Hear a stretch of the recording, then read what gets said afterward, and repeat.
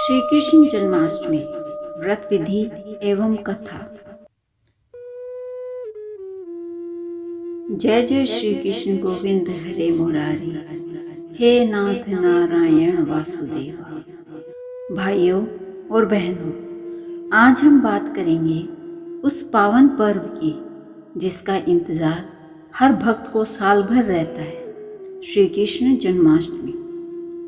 ये सिर्फ एक त्योहार नहीं, ये वो रात है जब पूरे ब्रह्मांड में आनंद की लहर दौड़ जाती है, जब हर भक्त का मन कह उठता है, नंद के आनंद भयो जय कन्हैया लाल की। व्रत का महत्व। जन्माष्टमी व्रत करने से मनुष्य के सभी पाप नष्ट होते हैं और मोक्ष की प्राप्ति होती है। ये व्रत केवल शरीर की तपस्या नहीं बल्कि आत्मा का शुद्धिकरण है। पद्म पुराण में कहा गया है, जन्माष्टमी व्रत करने वाला भक्त जीवन में कभी दरिद्र नहीं होता और उसके कुल का उद्धार होता है। व्रत कब और कैसे शुरू करें? तिथि एवं मुहूर्त। भाद्रपद मास के कृष्ण पक्ष की अष्टमी को रोहिणी नक्षत्र के योग में व्रत रखा जाता है। इस साल व्रत 16 अगस्त को रखा जाएगा। सुबह का संकल्प। प्रातः स्नान करके पीले या सफ़ेद वस्त्र धारण करें। पूर्व या उत्तर दिशा की ओर मुख करके हाथ में जल, पुष्प और मुद्रा लेकर संकल्प लें। मैं आज भगवान श्री कृष्ण के जन्मोत्सव का व्रत रखूंगी, दिन भर उपवास करूंगी और रात को जन्म महोत्सव मनाऊंगी। क्या करें क्या न करें? दिन भर नाम जप और भजन करें। साफ सफाई और शुद्धता का ध्यान रखें। गरीबों और गौ सेवा में दान दें। क्या ना करें? व्रत में अनाज, नमक और तामसिक भोजन न लें।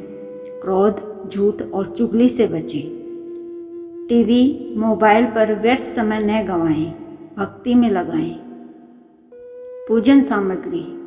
श्री कृष्ण की बाल रूप प्रतिमा या झूला, पीला लाल कपड़ा, फूल, माला, तुलसी पत्ते, पंचामृत जिसमें दही, दूध, घी, शहद, गंगा जल, माखन, मिश्री, धूप, दीप, अगरबत्ती, रेशमी वस्त्र, मोरपंख, बांसुरी। पूजन विधि। सुबह से रात 12 बजे तक। सुबह घर में पूजा स्थान को गंगा जल से शुद्ध करें। चौकी पर कपड़ा बिछाकर झूला सजाएं, उसमें बाल कृष्ण की प्रतिमा रखें। दोपहर दिन भर कथा, भजन, संकीर्तन करें। श्रीमद् भागवत गीता का पाठ करना अत्यंत शुभ होता है। रात का विशेष पूजन। पहला, संध्या के समय दीप प्रज्वलित करें और भगवान को पंचामृत से स्नान कराएं। रेशमी वस्त्र पहनाएं, मोर पंख, मुकुट और आभूषणों से सजाएं। तीसरा, तुलसी पत्ते और माखन मिश्री का भोग लगाएं। चौथा, धूप, दीप और फूल अर्पित करके आरती करें। अब है श्री कृष्ण जन्म कथा। भाइयों और बहनों, द्वापर युग में मथुरा नगरी में एक अत्याचारी राजा था कंस। उसकी बहन देवकी का विवाह वासुदेव से हुआ।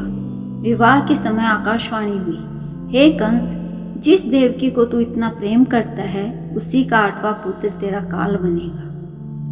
कंस भयभीत हुआ और अपनी बहन बहनोई को कारागार में डाल दिया। एक एक कर देवकी के 6 पुत्रों का जन्म हुआ और कंस ने उन्हें मार डाला।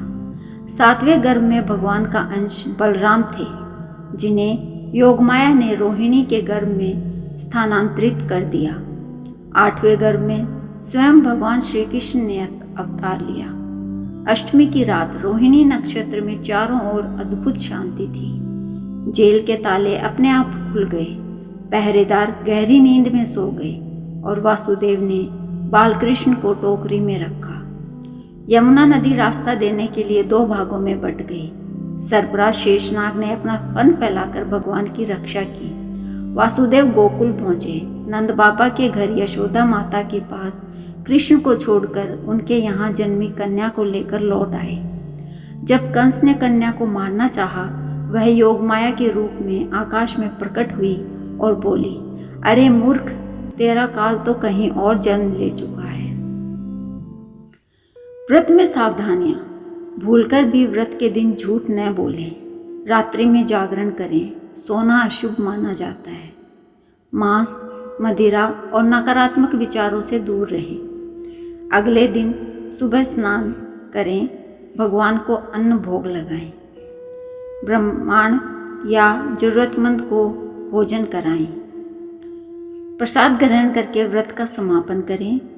जन्माष्टमी सिर्फ भगवान का जन्मदिन नहीं, यह आपके जीवन में भक्ति के जन्म का दिन है। अगर आपके दिल में प्रेम, करुणा और सत्य का जन्म हो गया तो समझिए कृष्ण आपके भीतर जन्म ले चुके हैं।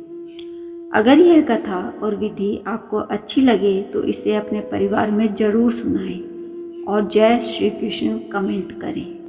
और ऐसे ही भक्ति वीडियो के लिए धर्म ज्ञान चैनल को सब्सक्राइब